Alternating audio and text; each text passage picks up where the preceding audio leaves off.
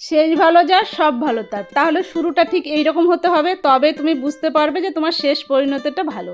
তো আমার আজকের রান্নার মধ্যে তার কি সম্পর্ক দেখো। তুমি যদি শুরুতেই এই কষ্টটা না করো তাহলে তো তোমার পেট মশাই বুঝতে পারবে না যে তুমি কত ভালো আছো। সেদিন গ্রামের বাড়িতে গিয়েছিলাম 2 বস্তা আলু আনার জন্য। তো সেখানে গিয়ে দেখছি অনেক করলাও হয়েছে, তাই আমি সেখান থেকে সতেজ করলা নিয়ে চলে এলাম। সেটা দিয়ে আমি আজকে রান্না করব মটর ডাল। করলাগুলোকে আমি গোল গোল করে কেটে নিব, আর এই বিচিগুলো আমি ফেলে দেবো। না ফেললে এমন কিছু মহাভারত অশুদ্ধ হবে না, শুধু দেখা সৌন্দর্যের জন্য আমি বিচিগুলোকে ফেলে দিলাম। প্রেশার কুকারে মটর ডাল সেদ্ধ করতে দিয়েছি, 4টা সিটি দিয়েছি। এবার সেটা রিলিজ হয়ে গেলে এটাকে আমি খুলে নেব। কটা আলু সেদ্ধ দিয়েছিলাম সেটা আমি বের করে নিলাম। রান্নাঘরে ঢুকে সময় বাঁচানোর জন্য আমাদের অনেক কিছু করতে হয়, তার জন্য প্রেসারে আলু সেদ্ধটা দিয়েছি। সেদ্ধটাও খুব ভালো হয় আর ডালটা খুব ভালো সেদ্ধ হয়েছে। এবার আমি গরম জল দিয়ে এটাকে আমি ডাল কাটা দিয়ে একটু ভালো করে ঘুটে নিব। লবণ হলুদ দিয়ে ডালটা আমি ভালো করে ফুটিয়ে নিব সম্বারা দেওয়ার আগে। ডালটা ভালো ফুটে এলে এবার আমি এটাকে সম্বারা দেবো। সম্বারা দেওয়ার জন্য প্রথমে কড়াইয়ে তেল বসাবো। তেলটা যখন গরম হয়ে আসবে দিয়ে দেবো শুকনো লঙ্কা, তেজপাতা আর দেবো রাঁধুনি। এটা একটু হাতে ডলে দিবে, তাহলে দেখবে গন্ধটা আরও বেশি ভালো আসে।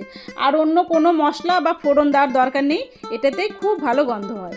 এবার কেটে রাখা করলাগুলো দিয়ে দেবো। একটু লবণ আর হলুদ দিয়ে করলাগুলোকে ভাজবো, যেন সেদ্ধও হয় আবার ভালো ভাজাও হয়ে যায়।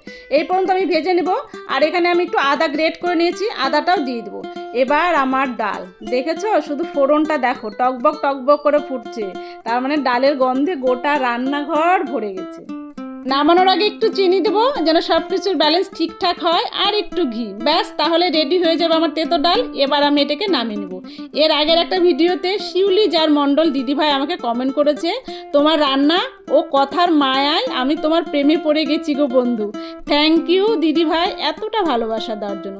আর একটা বোন রিনা মণ্ডল, সে বলেছে অসম্ভব সুন্দর দিদিভাই, অসাধারণ লোভনীয়, খুব সুন্দর খাবার আর সুন্দর তোমার কথা। থ্যাংক ইউ বোন, তোমাকেও এতটা ভালোবাসা দেওয়ার জন্য।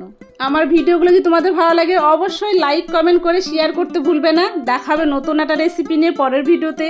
ততক্ষণ সবাই খুব ভালো থেকো, সুস্থ থেকো, এনজয় করো। Thank you.